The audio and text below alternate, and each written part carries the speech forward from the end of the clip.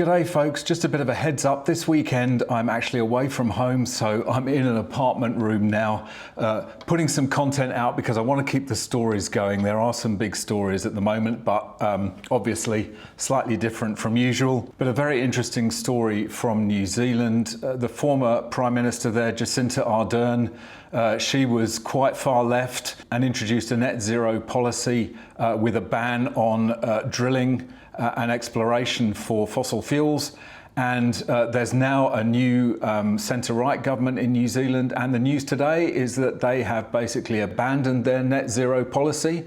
It's what the Liberal National Coalition should have gone to the election in Australia with, a policy to abandon net zero, withdraw from the Paris Climate Agreement, build nuclear power stations and forget all the stupid wind and solar farms. And it looks like they're doing it across the Dutch in New Zealand. As the headline reads, New Zealand abandons Jacinda Ardern's net zero push.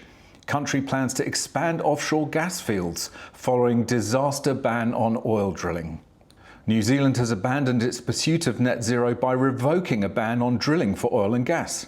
The country's government confirmed the shift in its latest budget this week, which unveiled plans to invest 200 million New Zealand dollars in new offshore gas fields. The reversal marks an end to a policy announced by Jacinda Ardern, the former Prime Minister, in 2018. She claimed at the time that the world has moved on from fossil fuels. Madness.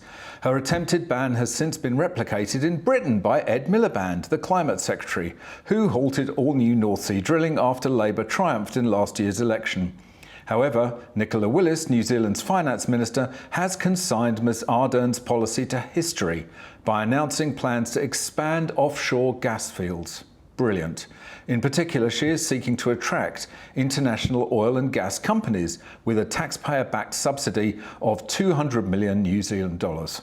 It comes after New Zealand's planned shift to renewables backfired, generating higher prices and raising the risk of blackouts. Well, what a surprise. Exactly the same as is happening in Europe and that will happen in Australia as well, given enough time. He said, "We are feeling the pain of constrained supply. The government is not prepared to sit on the sidelines and watch our industrial and manufacturing dwindle because of energy security concerns. We are focused on growing the New Zealand economy, creating jobs and increasing prosperity and resilience." Well, there's a novelty.